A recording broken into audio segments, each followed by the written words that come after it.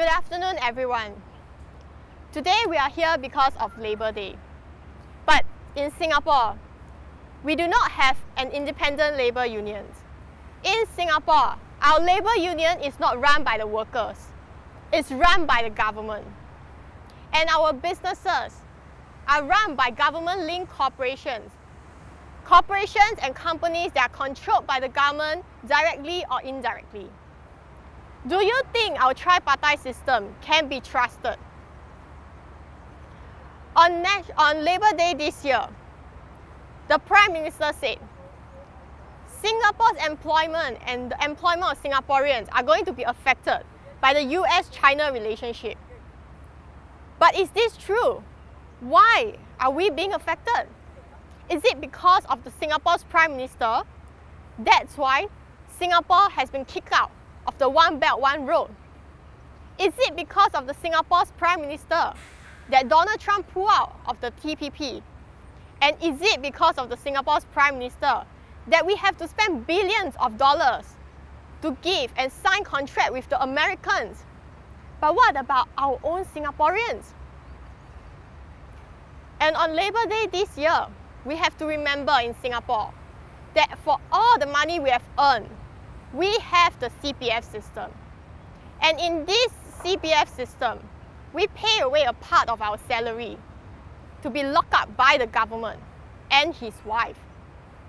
But the thing is,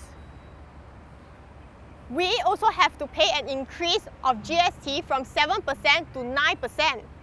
They say GST helps the poor. But how does this GST help the poor?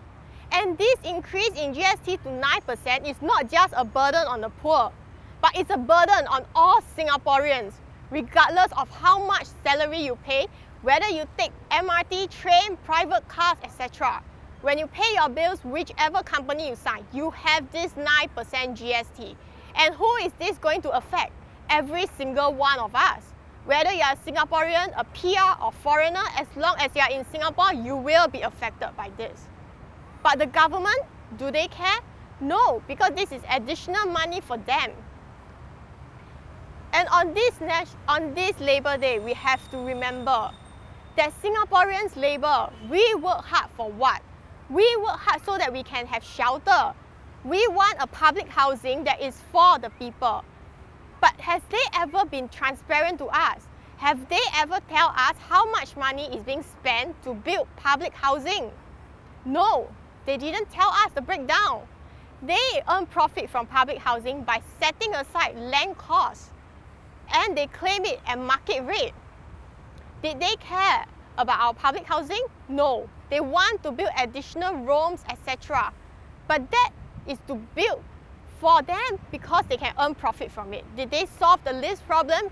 Did they solve the homelessness problem? No, the government did not solve this. Also, on our labour, we have to take note of healthcare.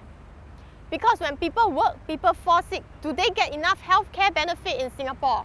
No. And not only that, recently the government has changed the policy to say that regardless of what insurance scheme you buy, on top of the compulsory national insurance scheme, as well as your private insurance scheme, you have to pay a 5% cash.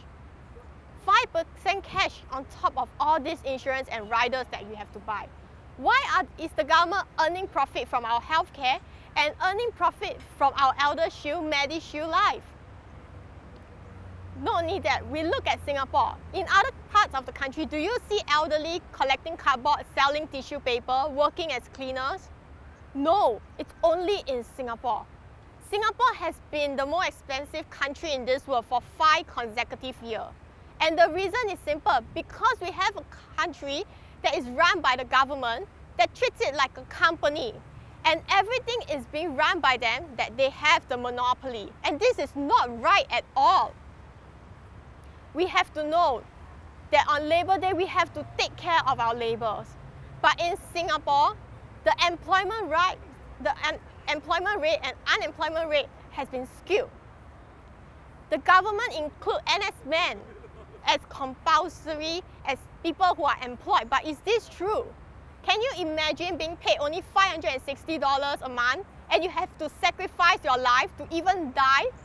Did they actually find out what is the relapse and what is the procedure that is happening to our NS men? And as we are speaking right now, how many people are suffering right there?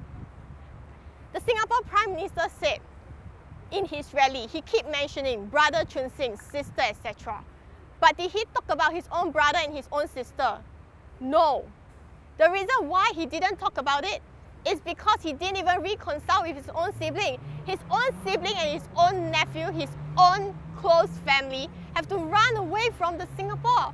Why do they have to run away from Singapore? Because of the Prime Minister's abuse of power. His own siblings said that he's dishonest and dishonorable. Can we continue to have such a person as Prime Minister? Can we continue to let them have this kind of policy, laws that violates fundamental human rights, and policies that doesn't help Singaporeans but cause our lives to suffer more and more?